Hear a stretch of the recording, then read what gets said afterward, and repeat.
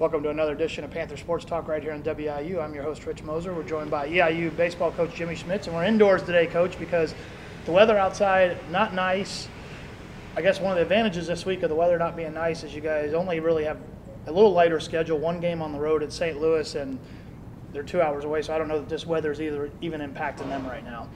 No, we called already this morning. I think we'll definitely play. It's tomorrow night, so whatever they get today or tonight will be out of there. So give us a chance to play SLU. They're having a really good year, so it'll be another big week, midweek game for us. Now, you guys are coming off a week where you played 5 games, and that's why I say it's probably take a little bit of a breath there in the fact that you're not just turning around playing.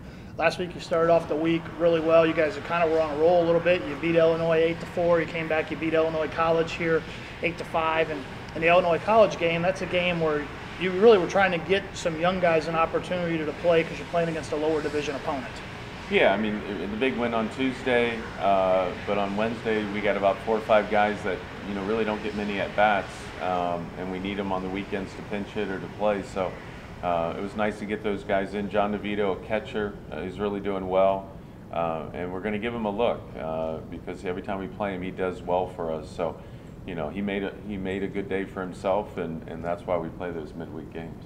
Now, you guys went back on the road and you went to Tennessee Tech, a team that surprisingly has been up near the top of the standings in the OVC this year. I know they baseball's cyclical. Every once in a while, you kind of know when you think a team's going to be good, and I think they've surprised some people this year. They really have. I mean, they went out and got 3 JUCO players in the middle of the lineup and got 2 arms. So, we went there last year and swept them. This year we went there again and they swept us. Had a chance, game 3, really had a chance. Matt Bournes pitched extremely well. We got some timely hitting and had 2 miscues in the field that kind of broke the game wide open for us. So another disappointing road loss for us. We're not playing well on the road right now. We're trying to figure it out, but we're going to be back at home, which will be nice. Now, you talked a little bit about that you guys were in that series. The first game kind of got away from you a little bit early, but the next 2 games it came down to timely hitting or timely fielding, and it seemed like Tech was able to get those breaks, and you guys kind of weren't that day. Yeah, when we had our little winning streak there, 6 in a row, we got the timely hitting. We made the great pitch, the double play ball. Sometimes a better opponent is the one that does it. So you got to say some good things about them. I mean, they're 15-3 in the league right now. We knew we had to play as air-free of baseball as we could. I thought Sunday was a win. I mean, we got a big hit in a crucial situation. Actually made a great play defensively. But, just 2 miscues that really came back to Hanna's, and you can't give a team like that a lot of outs, and we did. We gave them way too many outs. Now, I know one of the things you guys have been battling with this year, and I know you haven't really harped on it, is you guys have kind of been hit by the injury bug a little bit, both in the pitching staff and on the field. But an opportunity maybe over the next couple of weeks here to get some of those guys back. Christian Slasnick, maybe an opportunity to start getting some work the next couple of weeks. And then Nathan Sapina, somebody said they were talking to him the other day, and there's an opportunity where he may be able to pinch run in a couple of weeks and maybe even get some at-bats before the end of the year. Yeah, Slaz is a guy it's really hurt us. I mean, we knew Troy was out for the year. Slaz was going to fill this one slot, and he's had a lot of little things happening right now where he just not able to get on the mound and give us a number of innings in a simulated contest so we can put him in the field. We don't want to play him if he's not healthy right now. Nate, I think, wants to play more than he's able to play right now. So we got to be patient. It's a bone in his hand that's broken. He's our catalyst, but it's really hard to come back from that with swinging the bat. But he'll be dressed this weekend to pinch run in those situations. But at this particular point, who we have is who we got, and they just got to play a little better.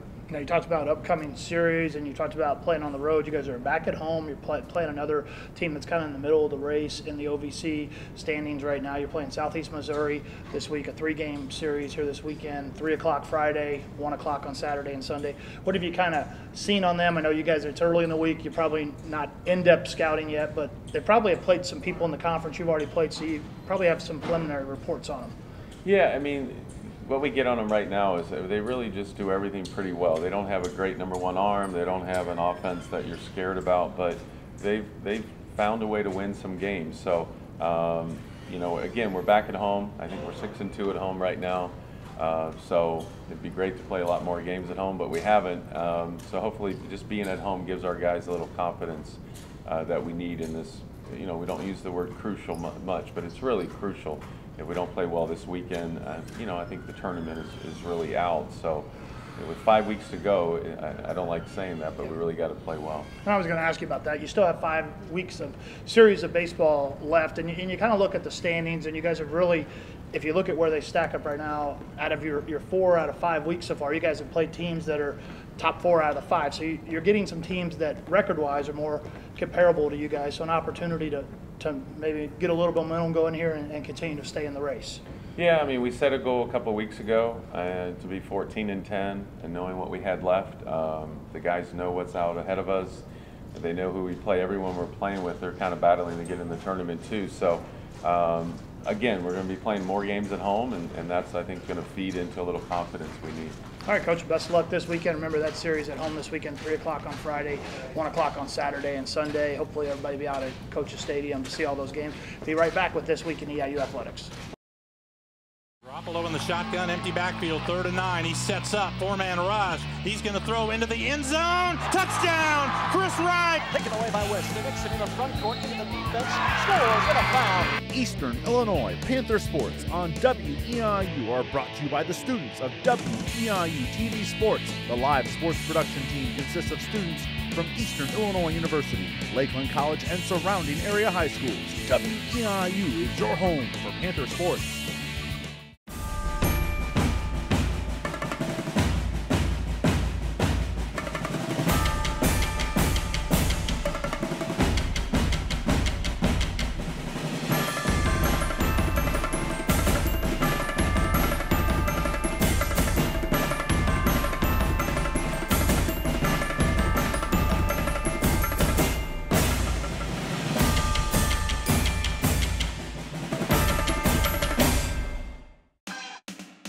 Panther fans, here's what's going on in Panther athletics. Baseball went 2-3 last week. After wins against Illinois and Illinois College, the Panthers were swept at Tennessee Tech, 20-5, 5-2, and 6-5. EIU is 3-11 in the OVC. Softball went 3-1 last week. After defeating Illinois 12-1 in 5 innings, they won 2 out of 3 at Southeast Missouri State. EIU is 15-2 in the OVC and 28-11 overall. Outdoor track competed at the Western Kentucky Hilltopper Relays, and the Panthers posted 6 first-place finishes. Men's tennis wrapped up their season. They fell in 2 matches this past weekend at Darling Courts to Eastern Kentucky and Morehead State. EIU finishes the season 7-10 overall and 2-7 in the OVC. Women's tennis qualifies for the upcoming OVC Tennis Championships by winning 2 out of 3 matches at Darling Courts this past week. Wins over UT Martin and Morehead State. EIU is 12-5 overall and 7-3 in the OVC. And women's golf competed at the Missouri-Kansas City Spring Invite, and they placed 5th overall. The top Panther finisher was Lauren Williams in 6th place. Now here's what to watch for this week. On Friday, women's tennis begins competition at the OVC Tennis Championships in Paducah, Kentucky. They'll take on Austin Peay at 10 o'clock. Baseball begins a 3-game series at Coach's Stadium against OVC West rival Southeast Missouri State. On Saturday, track is at the Illinois State Redbird Spring Classic starting at 9 o'clock. Women's tennis with Day 2 at the OVC Tennis Championships. They'll take on Eastern Kentucky at 10 o'clock. Softball with a doubleheader at Williams Field against Jacksonville State starting at 12 o'clock. Baseball with Game 2 against Southeast Missouri State at Coach's Stadium. On Sunday, women's tennis in action based on the results of their previous 2 matches at the OVC Tennis Championships. Women's golf begins competition at the OVC Golf Championships in Dixon, Tennessee. Softball with a doubleheader at Williams Field at 12 o'clock against Tennessee Tech. And baseball wraps up their 3-game series at Coach's Stadium against Southeast Missouri State. On Monday, women's golf with Day 2 at the OVC Golf Championships. On Tuesday, women's golf wraps up competition at the OVC Golf Championships. And baseball will take on Illinois at 6 o'clock in Mattoon, Illinois over at Grimes Field. On Wednesday, men's golf begins competition at the OVC Golf Championships. Baseball takes on Benedictine University at 12 o'clock. And softball is in Indianapolis for a doubleheader at IUPUI starting at 3 o'clock. For Panther Sports Talk, I'm Ramin Karbasioun. Game on the line, 2-point conversion. They throw it to Laura, running around the right end on a reverse, throws a pass, and it is caught. The Panthers win. WEIU is your home for Eastern Illinois Panther football. Eric Laura and Jimmy Garoppolo lead the Panthers' potent offense in 2013 as EIU looks to repeat as OVC champs. It's Eastern Illinois Panther football coming in September on WEIU.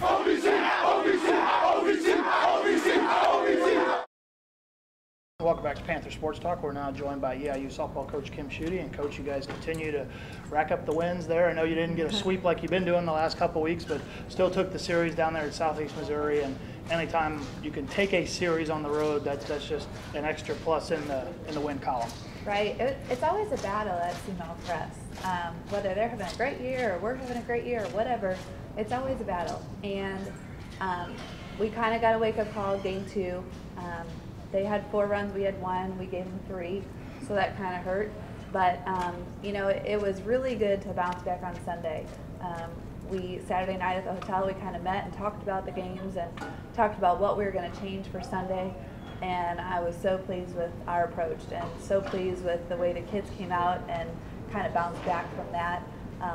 Because it kind of shocked them a little bit and kind of surprised them, and before you know it, the game was over and we lost. So it was a really good win on Sunday. Now, one of the things you guys talked about is the bats have really come out and done extremely well in the 2 games that you won in this series. You guys scored double digits in both those games, and so you got to be happy with the way the offense is going, even though you said things didn't go the way in the second game on Saturday. Yeah, definitely. I think and I kind of sound like a broken record, but the biggest contributors, it's a 1 through 9 type of deal. So it's hard to pitch to us right now. Sure, Hanna is doing great. Willard and Owens are picking up the RBIs with her. But our 1 through 9, as well as some pinch hitters off the bench this weekend, it's kind of tough to pitch to our offense, and that's what's really helping us. You know, our pitching is getting a lot of attention, a lot of praise, but our offense, it's nice to pitch behind 12 runs. Now, you talked about the pitching a little bit, and actually at the end of the show today, we'll have a feature on Hanna Mennenga, and she came out and pitched well again for you guys, picked up those 2 wins, and I'm sure that you're just happy with the success she's had, and I know you've talked about it during the course of the year. Absolutely.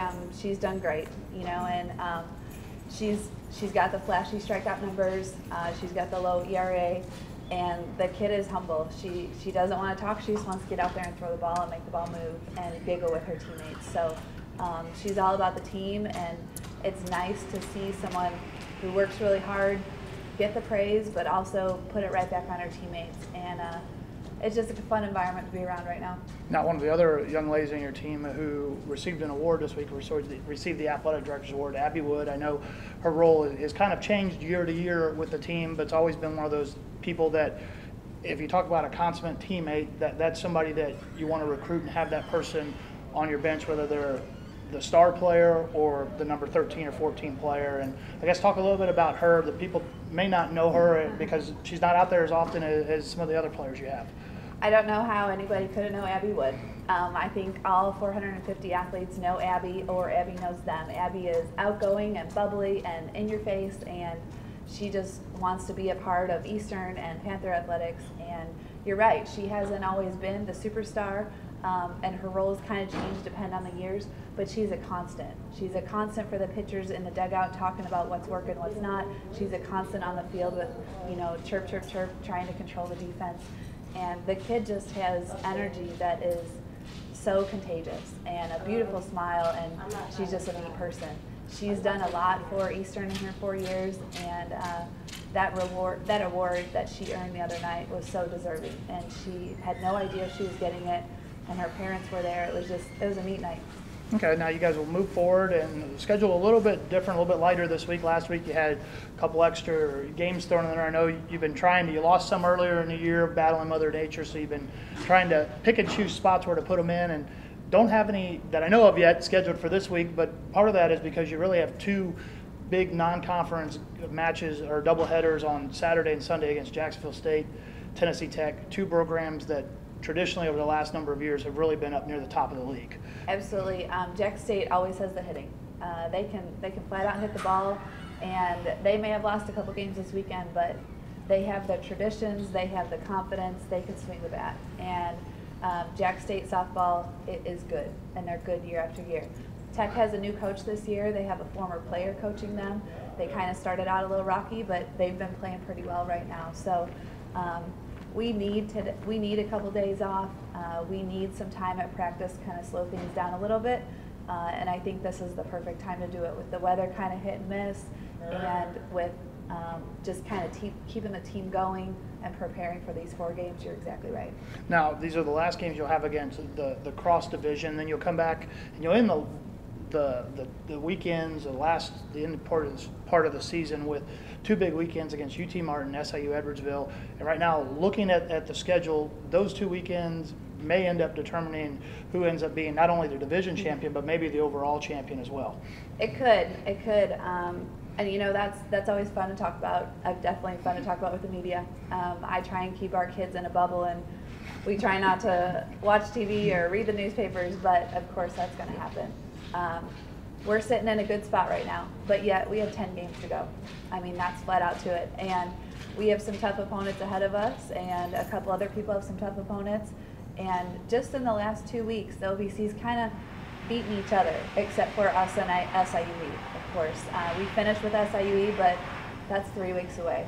We have our work cut out for us in practice this week, as well as winning that first game against Jack State at home. It'll be so nice to be back at home at our own field, in front of our own fans. And you guys talk about being at home. You're going to be at home on Saturday, doubleheader against Jacksonville State, a noon start, and then Sunday, Tennessee Tech, a noon start as well, doubleheader. You guys are 8-0 at home this season. So what's been the magical secret so far this year? Because you've been successful at home, but haven't been perfect at home in your tenure here. If I knew that, yeah, I need to knock on wood. I need to knock on something. If I knew that recipe, man, I would make millions. But I think our kids like routine, and they like knowing exactly what to expect. They like knowing where they're going to hit, when they're going to hit. They like knowing who's going to be in the stands. You know, and we get to practice on our field all week. Glenn Williams Field is not an easy place for opponents to play, and we love to play there. So whatever the mix is, we got to do our job, no matter if we're home or away. When that first pitch happens, we have to be ready before the first pitch is thrown to take it to our opponent, whoever it is that day. All right, Coach, well, best of luck this weekend. We'll talk to you next week. Reminder, you can get out there. You can see those games at Williams Field, noon on Saturday, noon on Sunday. Baseball's also at home, so a lot of activity on campus this weekend. Hopefully the weather will be nice. Bring people's lawn chairs out. They can watch some baseball and softball. We're going to wrap up this week's show with a feature on junior pitcher Hanna Mennenga, who's one of the nation's leaders in strikeouts. Thanks for watching, everybody.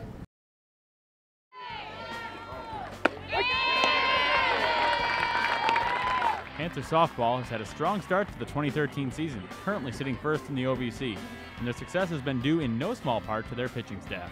Oh, I undoubtedly say yes. Hutch had a leg injury, which is why she's not thrown. We kind of have to protect that a little bit and put some stress on that. But with Janelle coming in this year, Janelle hit an outstanding fall, and that kind of gave a wake-up call to Mennenga and the day. Anytime you have competition as a coach for playing time or for prestigiousness or what have you, it makes your team so much stronger. So I know Janelle wants the ball, and she'll help any way she can, and we'll just keep on going from there. The Panther pitching staff has been led this season by junior right-hander Hanna Mennenga, and Mennenga says she hasn't done anything different this season compared to 2012. She's just finally pitching the way she knows that she can. I think it's in my head. I think that last year I came in kind of nervous about coming in and playing with these guys, and now this year I feel like I have the confidence that I had back when I was at Heartland or even in high school. You know, I think last year she was behind in the count and had trouble zoning in to make pitches look like a strike and become a ball. They were automatically a ball out of her hand. And sometimes pitchers, you know, movement pitchers can kind of chuck the ball in there instead of really pitching the ball. And right now she's really focusing on pitching the ball, not just out there chucking the ball in there and trying to hope it's a strike. She makes it look like a strike and then becomes a ball. And I think that's a huge part of it. And the other big chunk of it is the confidence. I think anything in life, you know, when you have confidence and you believe in yourself, you can do a lot of things. And that's a huge change from last year. year. Coach Schuette says that she's not at all surprised by Mennenga's emergence in 2013, and it's a big confidence booster as a coach to have not one, but two top-tier starting pitchers. Well, I think Ninja at the end of the year last year, we always have individual meetings in my office one-on-one with each player. And Ninja told me in that conversation, Coach, I think you have two number ones on this team. I think I'm a number one and Madej, and I want to show you next year what I can do.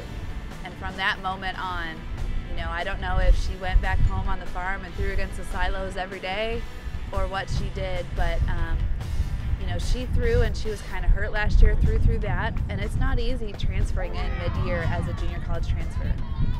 But whatever the case may be, she really showed me, and she wanted to show her teammates, and she's done a good job of that.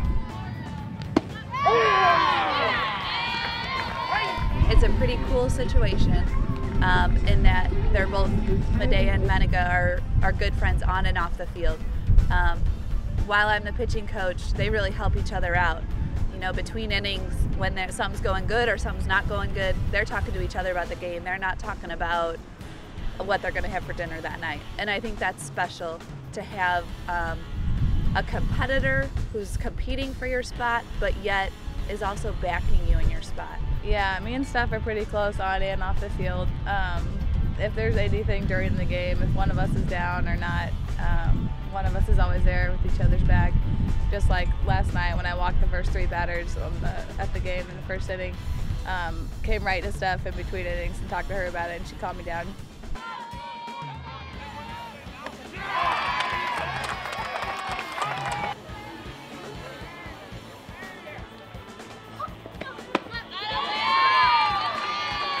The other thing I think that's special is they're so different. You know, Madej is a power down pitcher, Mennenga's an up fly the ball pitcher, and that is awesome to have as a pitching coach. I've tried really hard to make sure they understand that the whole goal is the team, and it's not so much a number one or number two, and it's not so much how many innings one gets or how much press the other gets. It's what we want as a team, and they both on that goal. It's not easy to sit back, you know, in Madej's shoes. You know, she came in as a freshman and she knew Amber was the one, but she was helping her.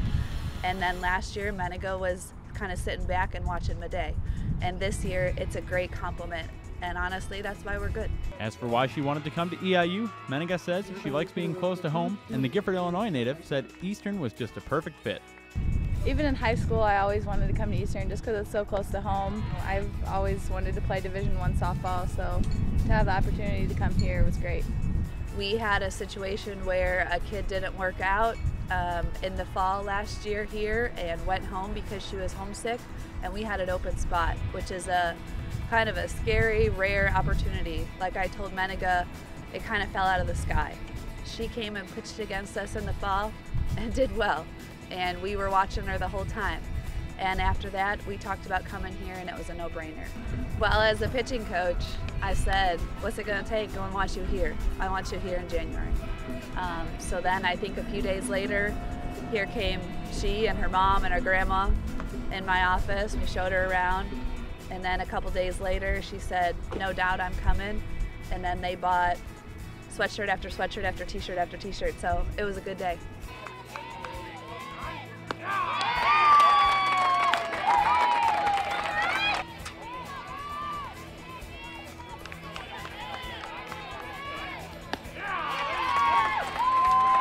Through play on Sunday, Mennenga has 237 strikeouts on the season, 98 in OVC play. But she says her primary goal is helping the team get to and through the postseason.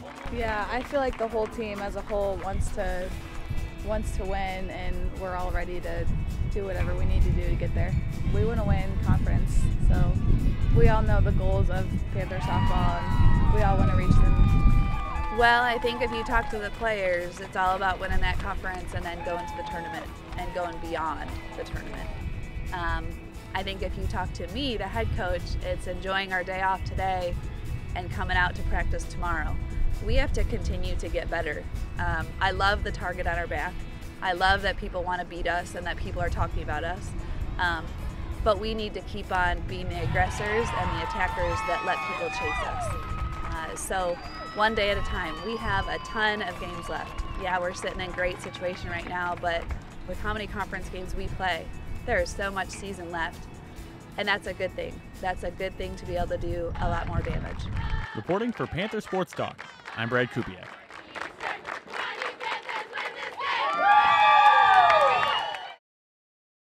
WEIU is your home for Eastern Illinois Panther sports, Panther football. Running around the right end on a reverse, throws a pass, and it is caught. The Panthers win. Laura, of all people, throws the winning pass.